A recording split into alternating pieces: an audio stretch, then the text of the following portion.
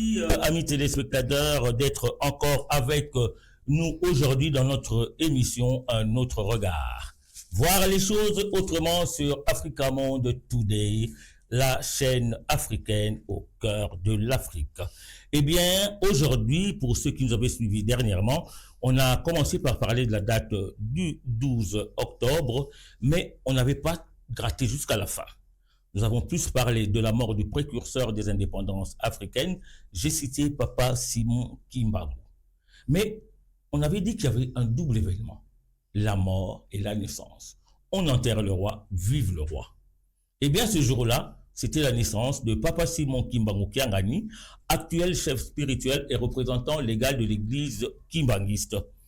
On avait, dans cette émission, notre invité que nous recevons encore aujourd'hui, le révérend Mayuna Ntanguza Wonso, qui est journaliste chercheur kimbanguiste et directeur des programmes de la chaîne Africa Monde Today. Révérend, bonjour. Bonjour, chers collègues et amis. En tout cas, encore une fois de plus, on ne cessera de vous remercier tant que vous répondrez à nos invitations. Et c'est une bonne chose parce que vous êtes un chercheur et vous avez un autre regard que les autres. Vous analysez autrement. Dans la dernière émission, nous avons parlé de la mort de Simon Kimbangu. Mais le deuxième événement, c'était la naissance de l'actuel chef spirituel de l'église kimbanguiste. Tout à fait. Alors, en se plongeant dans l'émission, pouvez-vous nous raconter comment est arrivée sa naissance? Oui, ça, c'est dans notre dernière intervention, j'ai dit, c'est ça qui fait la spécificité de l'église kimbanguiste, une religion sans mystère, mais qu'une philosophie. Mais l'église kimbanguiste, c'est une religion pleine, remplie de mystères. Il fut un certain 12 octobre 1951, Papa Simon Kimbangu rendait l'âme. Et aussitôt, à la même heure, parce qu'il y a une confusion qu'on entretient souvent, c'était à Lubumbashi 15 heures, mais ici à Kinshasa 14 heures. Là, il faut qu'on soit sincère. Ok, naissez en Kamba, Papa Simon Kimbangu Kiangani. Mais qu'est-ce qui s'est passé ce jour-là du 12? Le matin, Papa Dissuemi qui fit le confident, l'ami de Papa Kimbangu de son vivant, avant qu'il soit arrêté, Papa Dissuemi du village Boko Pemba, va être visité par un jeune de 5 ans qui lui dira, de 7 ans je crois, qui lui dira, de m'excuse, qui lui dira, Papa Dissuemi, tel que je vous avais dit, je viens de naître encore en Kamba. Un jeune gars. Un jeune. Si vous voulez qu'on se rencontre, il faut monter en Kamba. Ce jeune qui passait, criait tout haut, s'adressait à Papa Dissuemi qui se trouvait chez lui. Ça, les éléments-là, je l'ai eu lors de mes enquêtes. Et Papa Dissuemi dit, l'enfant était si jeune. Mais le ton, la voix était celle de Papa Simon Kimbangu, son collègue et son ami. Il dit, mais comment cet enfant peut me tenir un tel discours? Et je me rappelle que Simon Kimbangu m'avait dit qu'il renaîtra un jour. Qu'est-ce que je peux faire? Mais comme il dit, il faut que je monte en Kamba, je dois aller en Kamba. Et Papa Dissuemi prépare un présent parce qu'il va aller rencontrer son ami il y a longtemps. Depuis qu'il est parti à Lubumbashi, il a été arrêté. C'est maintenant là, ils vont se revoir, de visu. Il monte en Kamba, il arrive en Kamba. C'est un enfant qui pleurait entre les mains gracieuses des mamans qui ont sur la Marie, qui l'accueillait par un cri d'enfant. Mais c'est Papa Simon Kimbangu Kiangani. Il dit, mais comment? Mais moi, je pensais rencontrer mon ami qui m'a dit, qui vient de rencontrer ici, c'est l'enfant de Papa Dialungana, et l'enfant mâle qui vient de naître, c'est celui-là que je viens de rencontrer. Ah, ça doit être mon ami qui est venu sous une autre forme. Et les présents, les cadeaux qu'il a préparés, il remettra ça en l'honneur de Papa Simon Kimbangu et il va louer la grâce de Dieu pour lui donner cette opportunité de voir Papa Simon Kimbangu dans sa nouvelle forme qui est Papa Simon Kimbangu Kiangani, comme nous le disons là.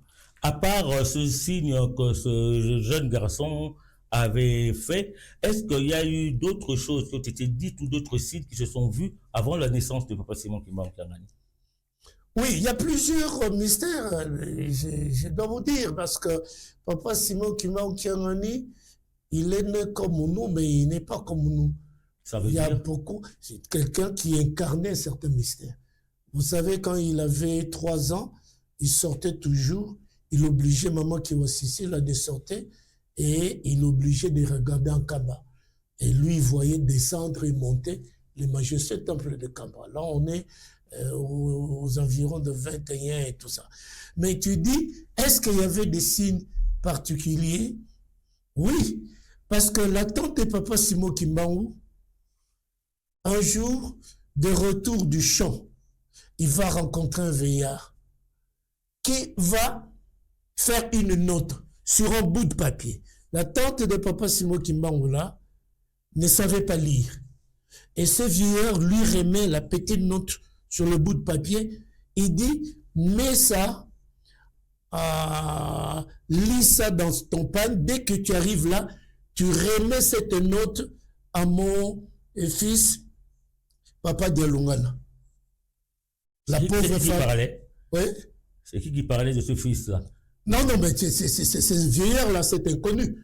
Il peut appeler Papa Dialungana son fils, papa. Un vieillard comme ça, bon, fils. Il dit, va, tu lui remets. Il va, il arrive au village, il voit Papa Dialungana, il lui remet. Papa Dialungana ouvre la note, il lit. C'est Papa Kimbangu qui écrit. Si tu apprends que je suis mort, ne vous attristez pas. Je renaîtrai parmi les enfants qui naîtront de vos 3 femmes. Pourquoi avoir choisi les 3 femmes? Est-ce que j'étais enceinte au même moment ou quoi? Oui, les hasards mystérieux a fait en sorte que toutes les femmes des enfants de Simon Kimbangu étaient tous enceintes. Ils attendaient Fanny. Et il se trouve que c'est lui qui fera naître, de qui sortira un enfant mâle. Simon Kimbangu dit, c'est moi qui suis rentré pour concrétiser ce que je vous avais dit. Et il se trouve que ce jour-là, c'est Maman Kiwasisi la Marie, la femme de Papa Dialungana Kiangani, qui donnera naissance à un jeune garçon élégant, beau et puis souriant. Donc, alors les kimbanguistes parlent de la réincarnation de Simon Kimbangu en la personne de Papa Simon Kimbangu Kiangani.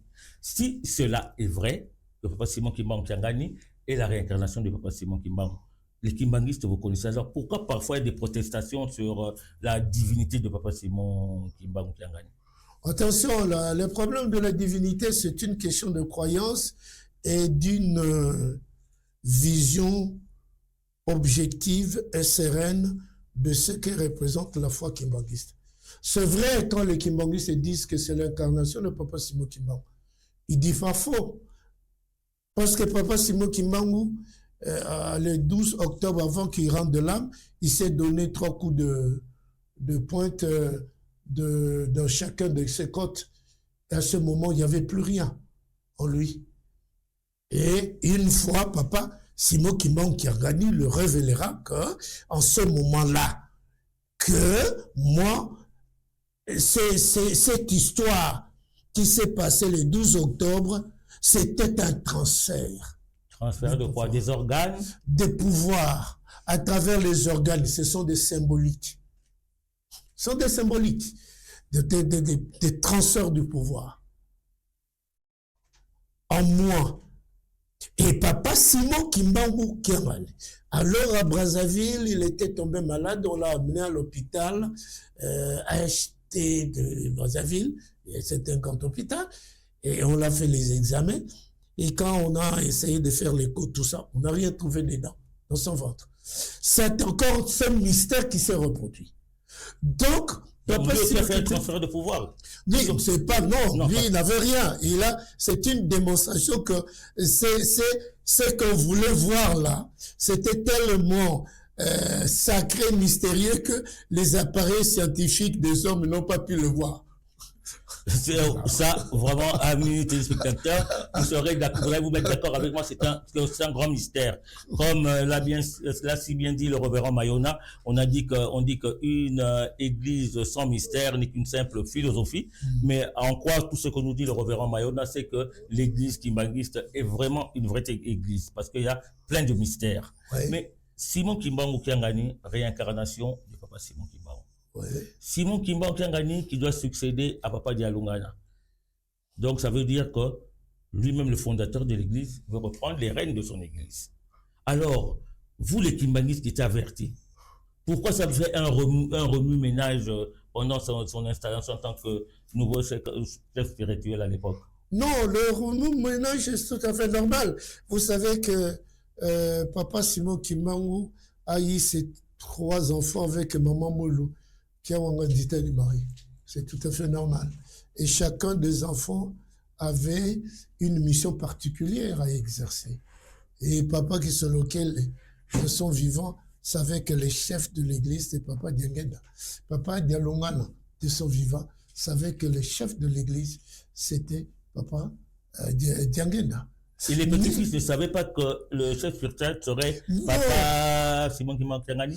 Non, si les autres... ils le savaient. Mais il y a un problème des égos. Ça, il ne faut pas le perdre de vue. Il y a un problème des égos. Chaque enfant savait qu'après la mort de papa, ils sont dépositaires d'une certaine aura. Et surtout que les principes de l'Église veulent que celui qui succède au trône sacré doit être de la lignée consanguine directe. Ok? Oui. Donc, de droit, ils peuvent succéder au trône sacré. Or, tout enfant né de la lignée consanguine directe n'est pas éligible. Est-ce que vous avez ces conditions d'éligibilité? Les conditions d'éligibilité sont des conditions purement spirituelles.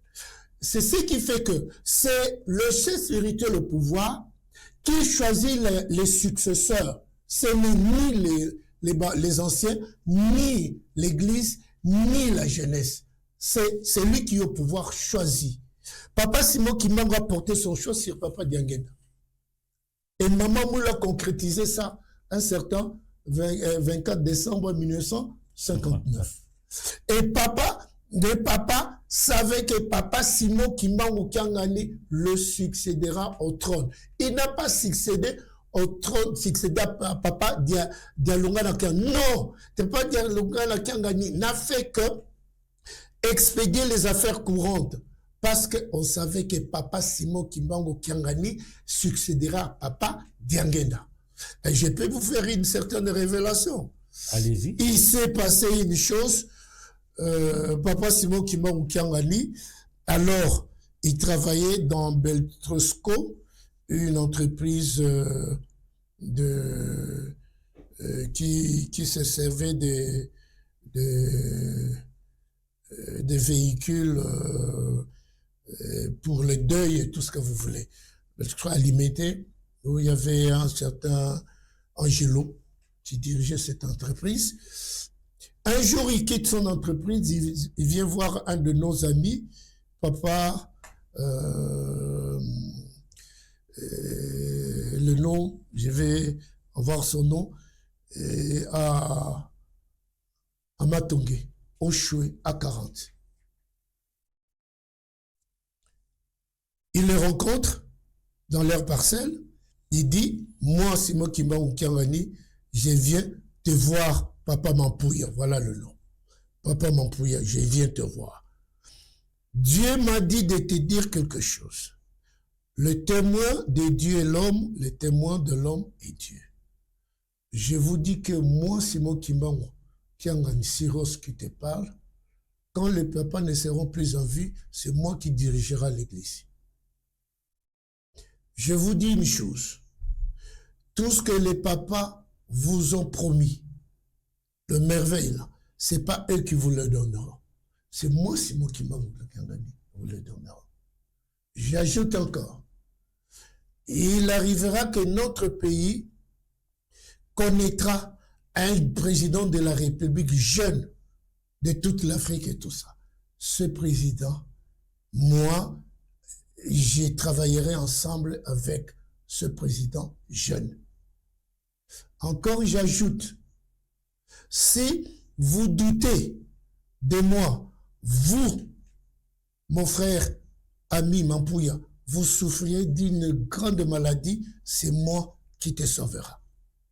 Le monsieur a trouvé que c'était des révélations terribles. Terribles. Il dit, non, papa Simon Kimbangu n'a pas tendance de créer l'église, il va aller voir Papa Dianguène à mon côté pour dénoncer cette supercherie de Papa Simon Kimbangu. Alors Papa Siros, il arrive et voit Papa Dianguène a dit, c'est qui, en Papa Siros, était venu me voir, voilà ce qu'il m'a dit, ce que je viens de dire là. Papa Dianguène a dit, quoi? Quel Siros? Quoi? Oh, mon papa, Simon Kimbangu Denkamba, Kangani. Papa Kangani n'existait pas. Papa, Simon Kimbangu. Elle dit quoi? Papa dit Tata, ça dit le père? Dit oui, Siros. Quoi? Qu'est-ce qu'il dit? Il raconte ce qu'il a dit. Et en fin de compte, Papa Dianguène va le regarder avec un air furieux et sévère. Il dit, ne t'oppose pas à la volonté de Dieu, sinon vous êtes exposé à la mort. Papa Simon Kimbangu Kiangani Siro, c'est notre père. Avec un ton agressif et tout ça, mon ami Mampouya a eu peur. Il dit, mais papa, non, il a fait combien de temps? Papa, à peu près 5 minutes et tout ça, tout ça. Oui, attention, c'est notre papa. Ce qu'il vous dit, c'est pas faux. Mais attention, ne le dis pas en erreur. L'ami, après avoir reçu ses remontrances, il rentre précipitamment.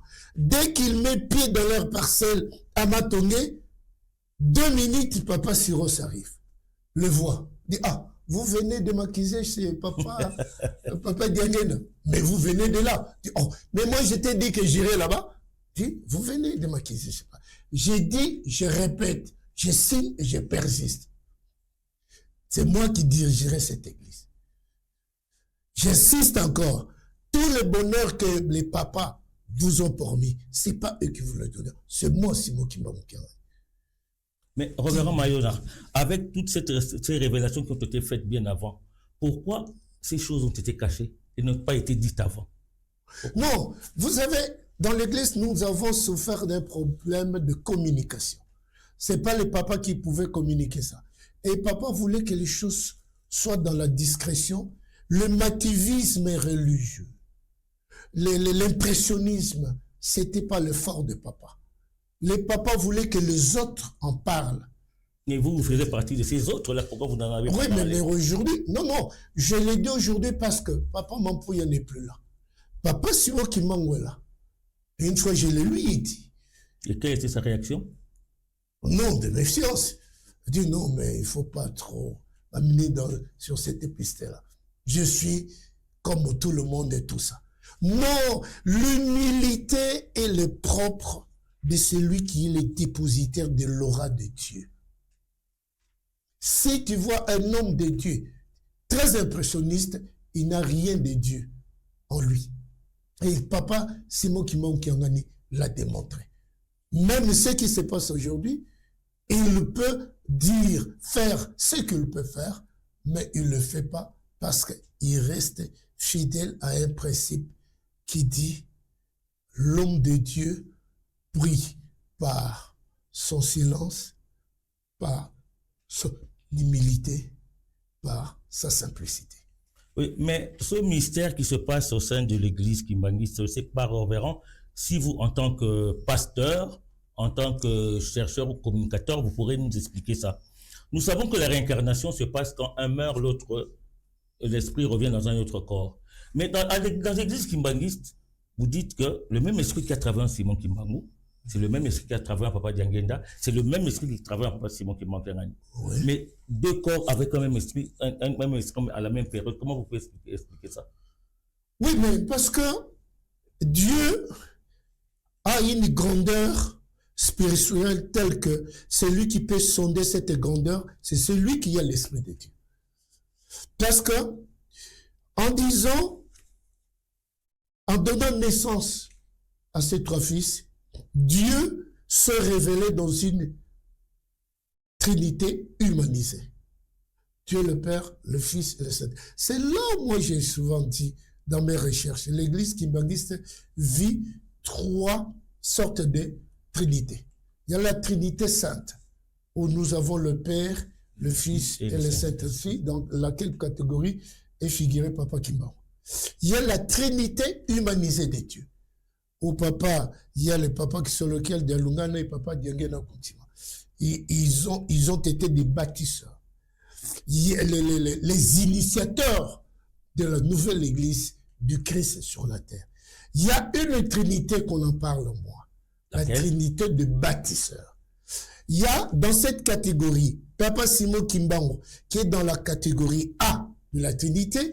Il y a papa Dialungana et papa Diangenda qui est dans les catégories B en tant que divin manager. Il y a papa Kimbangu en tant que divin lumineux. Il y a dans les catégories C de la trinité des bâtisseurs papa Simon Kimbangu qui est le divin finisseur. Mais révérend, là vous voulez que les cloches sonnent dans la tête des gens.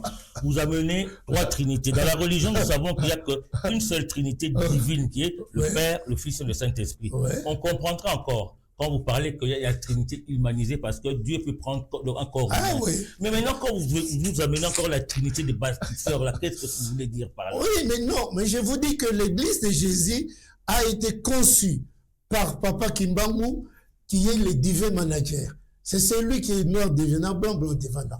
Oui, Dieu a trouvé que le monde évolue sans sa volonté.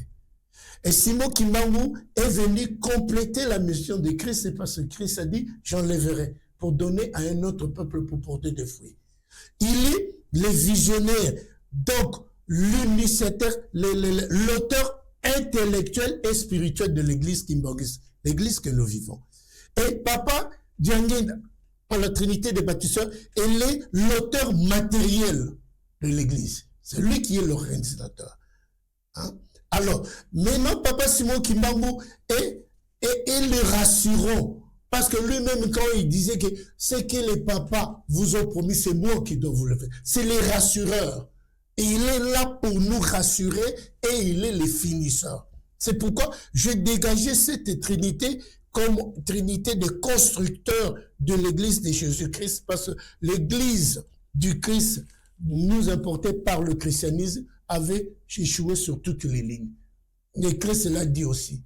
J'enlèverai. C'est ce qui justifie même la guerre que l'autre fois nous avons parlé, la guerre de quoi. Alors, c'est pour vous dire que l'église kimbanguiste est un bien personnel de Dieu, personnel du Christ, qui veut que cette église apporte à l'humanité ce que le christianisme n'en a pas apporté. Révérend, je vois que cette date du 12 octobre, c'est une date majeure au sein de l'église. Très majeure. Majeure parce qu'avec tout ce que vous êtes en train de nous dire ici, donc il y a des choses qui sont difficiles à comprendre. Vous nous amenez la trinité des bâtisseurs aujourd'hui. Je ne sais pas si demain vous nous amènerez la trinité des économistes. On ne sait pas. Révérend, je veux dire, Papa Simon Kimbangu Kiangani, chef spirituel, Saint-Esprit. C'est ça. Papa Diangenda, Saint-Esprit. Papa Simon Kimbangu, Saint-Esprit. Donc, la Trinité des bâtisseurs, c'est le même esprit.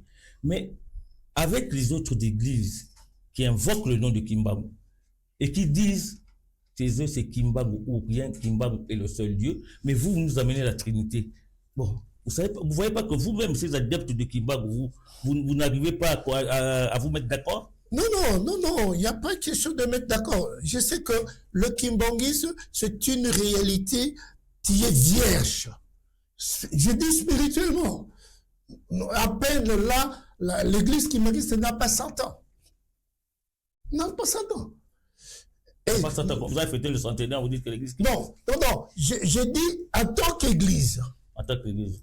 J'ai dit la religion a 100 ans. Oui. Parce que cette religion a connu 40 ans de persécution.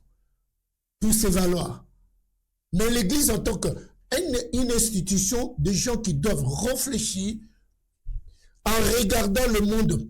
Donc, celui-ci est en train d'évoluer pour changer les choses. Parce que Christ même dans Matthieu 24 dit, après mon départ, il y aura de quoi? Il y aura des mercenaires qui rentreront. Une chose est vraie que le mercenariat a gagné le christianisme. Le christianisme d'exploitation, de séduction, le christianisme de christianisme. Et l'église kimbanguiste constitue cette réalité où tout le monde vient s'abreuvoir. C'est vrai que les autres églises parlent de Simon Kimbangu. Ils ont droit. Nous ne voulons pas faire de Simon Kimbangu un bien privé. Mais un modèle social, un modèle spirituel. Certes, entre nous, entre ces gens-là, nous n'avons pas le même point de vue, pas la même convergence d'idées dans certaines positions. Mais n'oubliez pas que nous avons gobé un christianisme nous important en pot de fleurs. Mais ce christianisme-là, on vous a porté en pot de fleurs, mais alors pourquoi vous acceptez le Christ? Non, l'histoire qu'on nous a menée en Afrique, elle est fausse. Ok, non. Nous rejetons l'enseignement, la méthode que les missionnaires ont utilisé pour nous vendre Christ. Mais le nom de Christ n'est pas aussi faux que nous le pensions. Non. Les idées de Christ ne sont pas aussi fausses. Mais la manière qu'ils nous ont apporté, c'est démarquer totalement de la volonté de Christ. Aller dans le monde, faites de toutes les nations les disciples. Il n'a pas envoyé les missionnaires pour aller faire des Noirs les objets de domination, les Asiatiques, non. Ok, ils n'ont pas respecté ça. C'est ça le plus grand problème. Nous, les kimbanguistes, quand Simon Kimbangu dit noir devant blanc, blanc devant noir, il dit non, ne vous considérez pas aussi grand que nous. Nous pouvons avoir les mêmes compétences que vous. Mais Papa Kimbangu n'a pas dit nous allons dominer les blancs. Mais nous allons aider les blancs à comprendre que le faux enseignement chrétien qui nous a emportés, c'était un malheur qui construisait derrière eux. Parce que quelle que soit la longueur de la nuit, le jour finira par apparaître. C'est ce qui fait qu'aujourd'hui, l'église kimbanguiste se révèle en une église leader. Et les autres églises là, des prophètes, des Ngunda, tout ce que vous voulez, ils ont leur droit de parler de Simon Kimbangu. Mais ceux qui ont ce qui dit la priorité, l'enseignement, le vrai enseignement de la mission de Simon Kimbangu, c'est l'église kimbanguiste, non déplaise. Est-ce que vous le dites parce que vous avez la consanguinité de Simon Kimbangu dans cette église? Voilà pourquoi vous dites que c'est vous qui avez cette priorité-là? Oui, mais ça fait partie des données. Si on en a, c'est une grâce. Pourquoi c'est faux? Et ils n'en ont pas. C'est qu'ils ne sont pas reconnus. Vous avez la famille, la consanguinité, mais le oin peut aussi ne sortir, pas seulement sortir peut-être de cette famille. J'ai dit le oin sortira de la lignée. Quand tu n'as pas cette famille, tu veux me parler de quelle lignée? Ce n'est pas comme quelqu'un m'a dit, est-ce que même les disciples de Simon Kimbangu pouvaient succéder à Simon Kimbangu? C'est faux.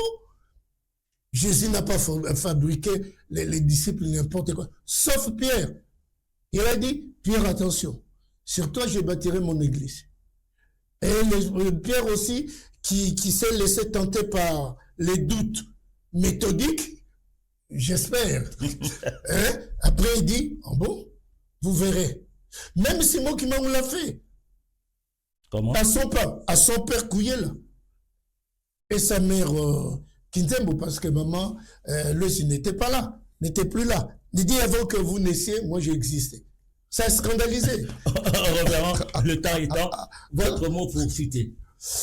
Le mot pour citer, les 12 octobre, c'est une date majeure de l'Église kimbanguiste. Qui dit date majeure? Qui dit l'événement qu'on célèbre a une influence considérable sur la foi, sur la croyance des kimbanguistes. S'il y avait un 12 octobre, c'est qu'il y avait un 12 septembre qui a vu Simon Kimbangu naître. Si il y avait un 12 octobre, il y a eu un 4 octobre 1951, le jour où il a dit « Je sors de cette prison, je n'y rentrerai plus ». S'il y a un 12 octobre, c'est 12 octobre aussi, quand il a tapé le poing sur cette côte pour dire « Je transfère mon pouvoir, et non en Europe, non en Asie, mais toujours aussi en Afrique, pour l'intérêt de la continuité de l'œuvre de Jésus-Christ, confiée à Simon Kimbangu sur la terre pour sauver d'abord l'homme noir, et l'homme noir sauvera le reste. Et un mot pour Africa Monde Today qui vient de se lancer. La célébration, le lancement du signal, c'est notre marque de reconnaissance à la personne de Papa Simon Kimbangu. Surtout qu'il est l'initiateur de cette chaîne, le tout capable, je l'appelle comme ça, il accepte pas. Même il peut être docteur, ne me dis pas le contraire, parce qu'il y a d'autres docteurs qui ne font pas comme lui. Il ne faut pas être complaisant ni avoir le complexe. J'ai dit, il a une bonne initiative de créer une chaîne au moment où les chaînes que nous suivons s'excellent dans le bêtise, dans la désacculturation et dans l'intoxication. Alors, il a créé cette chaîne pour que les gens se reconstituent mentalement et spirituellement. Il ne faudrait pas seulement parler de Jésus-Christ à l'aide de versets bibliques à la longueur de la journée. Non, il faut vendre les valeurs positives de l'existence humaine. Ça fait partie aussi de cette grande mission. C'est pourquoi nous disons que l'africaine de la communication qui est l'Afrique Monde Today, c'est une horloge qui nous remet au temps, parce que nous regardons que nous avons trop fait de bêtises. Il faut qu'on vienne dans le sentiment normal. Et c'est un lieu de brassage culturel. Donc, comme on dit chez nous, les Mabota viendront vraiment, et tout le monde se retrouveront ici sur l'africaine de la communication. Africa Today. Merci révérend Mayona pour votre participation à cette émission. Donc nous allons retenir que la date du 12 octobre est une date majeure pour l'église kimbanguiste, et retenir aussi que Africa Monde Today, c'est la nouvelle tour de Babel qui va rassembler tout le monde pour vivre en paix. Nous vous disons au revoir et à la prochaine.